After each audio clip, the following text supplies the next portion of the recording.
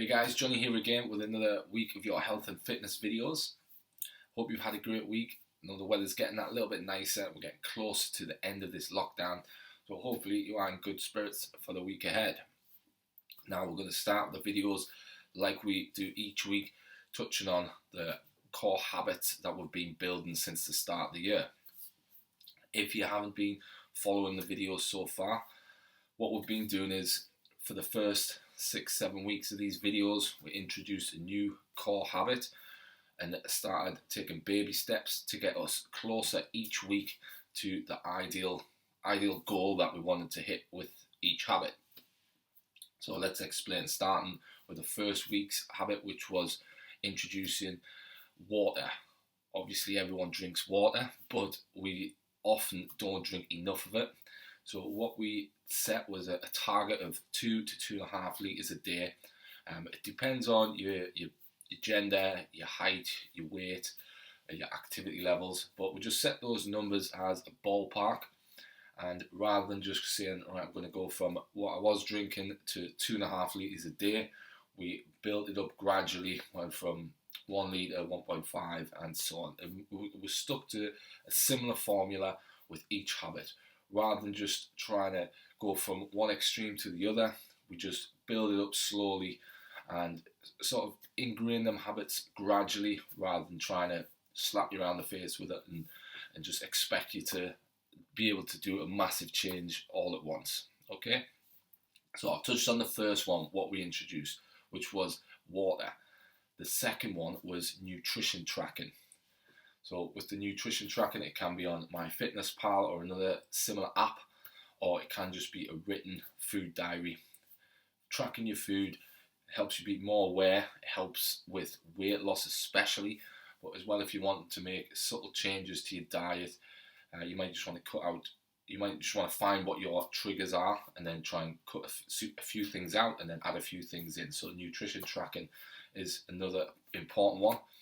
Exercise, of course, vitally important. With the exercise, what we're trying to get people to do is pick a number that they can do every day.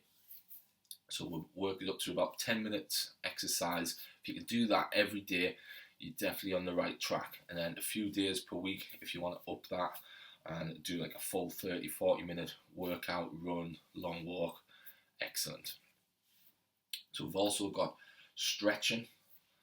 Stretching, I prefer to do this first thing on the morning and then last thing on the night. You can also do it around your workouts as well.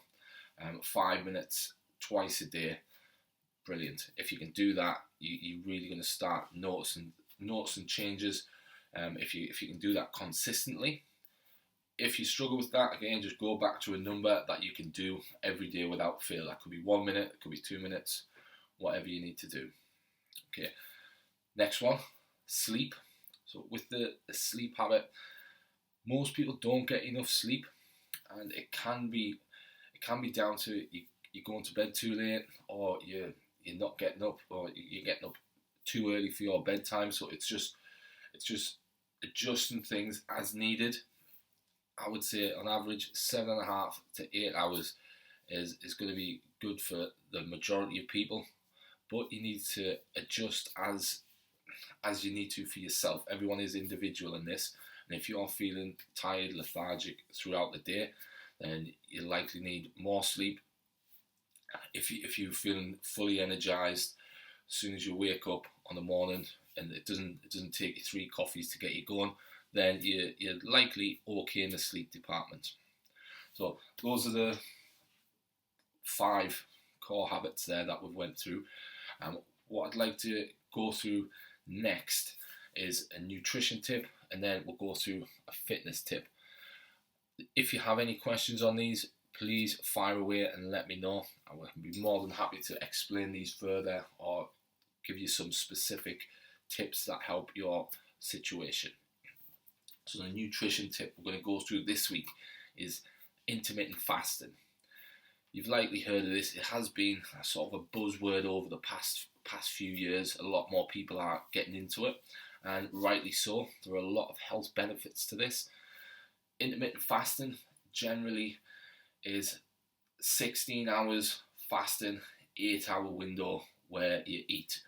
It doesn't always have to be this, and if you are going to start this, the best way I find is using that technique that we've done with the habits, where you don't go from one to the other, you build it up slowly. So rather than doing an 8-hour window of eating, you might want to do a 10-hour window. What would that look like? It would basically mean just skipping out breakfast, and then if you didn't eat anything until 12 lunchtime, then you would have until 10 p.m. to eat. And then if you don't eat from 10 p.m. till 12 the next day, that's a 14-hour fasting window. And then if you can build on that and get it to a 16-hour fasting window, that's generally what people aim for. It is, again, specific to your lifestyle. If you find 14-hour window of fasting you can do, no bother, but then 16 hours it just doesn't fit into your lifestyle, or you find it really difficult, then stick with the 14 hours. So why is this good? So there's one reason, which is the most basic one, is if you're eating less calories and you don't eat your breakfast, so you're potentially going from whenever you get up, it could be 7 a.m. until 12, where you might have your breakfast and you might have a couple of snacks, a couple of biscuits with a coffee, that kind of thing. You're potentially cutting out 600 calories out of your diet. And if you try this, you'll notice that by the time you get to lunchtime, you're often not much hungrier than if you had ate the breakfast and anything else during the morning. So that alone means if you're struggling to lose weight and you just want to cut out calories, then that's it. You can just do that, and you will get great health benefits from it. Great weight loss benefits. Sorry. Also, you do have a number of health benefits. If you research this, you just need to do a quick Google search. There is numerous health benefits. It can start with your brain health, help prevent disease. There are a number of these, which is one of the reasons why fasting has become so popular over the past few years. If you know that this just doesn't sound great, and you know it's not going to fit into your lifestyle, don't worry guys, it is just one of these techniques. There are other forms of fasting as well. Sometimes people will go for a 24-hour fast, which I believe is the tougher version, but again you get more of the health benefits from a 24-hour fast, because your body, if you think your body's constantly working to digest your food, and if you never really give it a rest apart from when you're at sleep, then it's a lot harder on your body. When you're fasting, it doesn't have to digest food, so your body can function better and sort of restore itself. So if you're doing a 24-hour fast, the best way I would suggest this, well, I've done it a few times myself, and once you get up until about lunchtime, it does start getting that bit easier.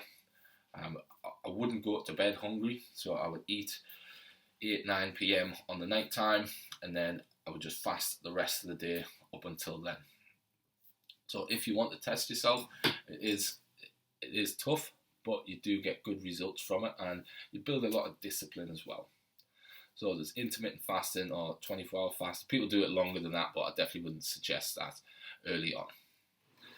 Now, let's go health and fitness tip.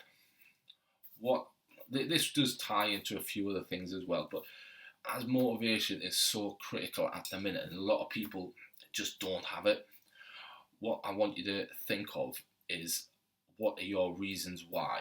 Find your why. Everyone's is different, and it could be a multitude of things. It doesn't have to be just that I want to get fit, I want to lose weight. You want to get as deep as you can into what your reasons why are.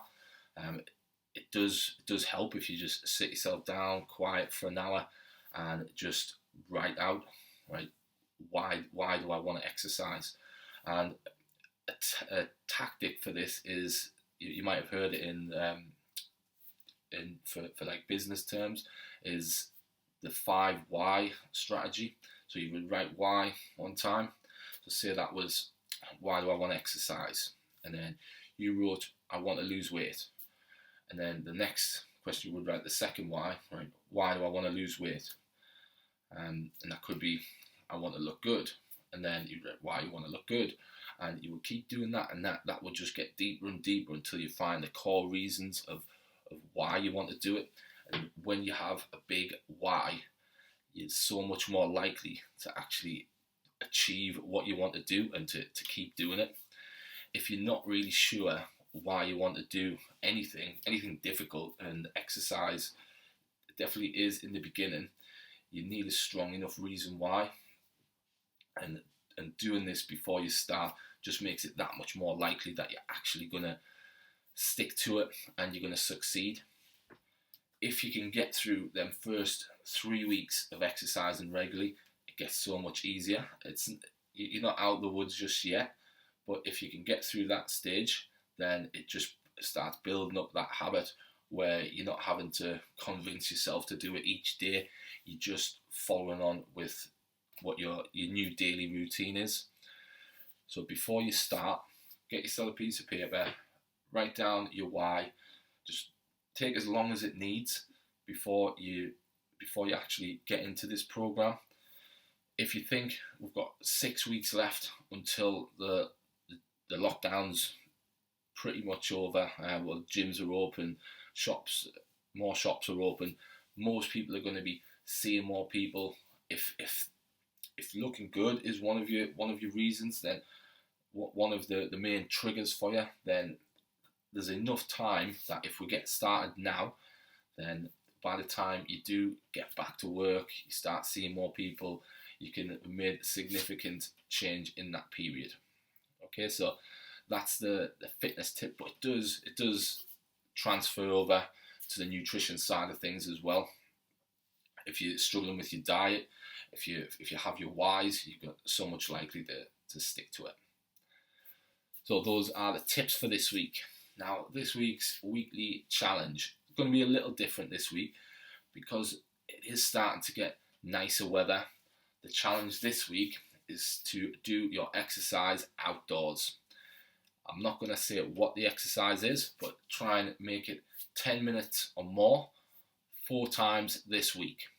Alright, so this could be just going for a long walk, it could be going for a jog, get your bike out if you've got one, or you could go to a park or a field and do a bodyweight workout like you would at home, but just taking it outdoors. So with the outdoor workouts, you do get that extra benefit where you're actually getting some fresh air, and when the weather's so much nicer, it does make it that little bit easier and more enjoyable.